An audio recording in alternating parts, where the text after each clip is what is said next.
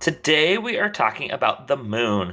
The moon is the Earth's closest neighbor in the outer space. It travels around the Earth and is Earth's only natural satellite. A satellite is something that orbits around a planet. So, like the Earth orbits around the sun, the moon orbits around the Earth. And their Earth only has one moon. It's the very first moon in all of the solar system. And then all the other planets, um, I believe Mars has two moons. Jupiter has a lot of moons. Saturn has a lot of moons. Um, all their planets have moons. But it's a satellite is something that orbits around a planet. The moon takes 27 days to orbit or travel around the Earth one time. There are craters on the surface of the moon. Has many craters. Craters are large holes caused by meteors or asteroids crashing into the moon.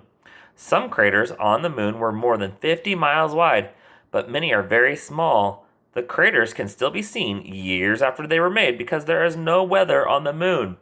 So um there is no wind to take away the craters or rain like it's raining right now to take away the craters or change it. So there is no weather on the moon.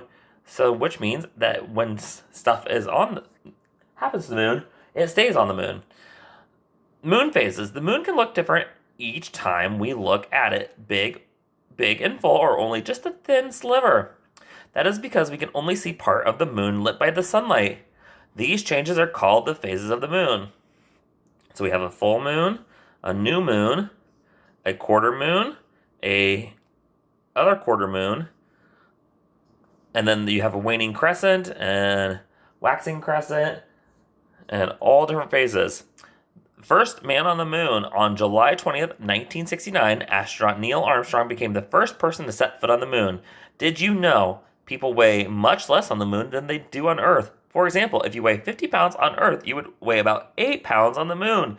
That is because there is no gravity on the moon. I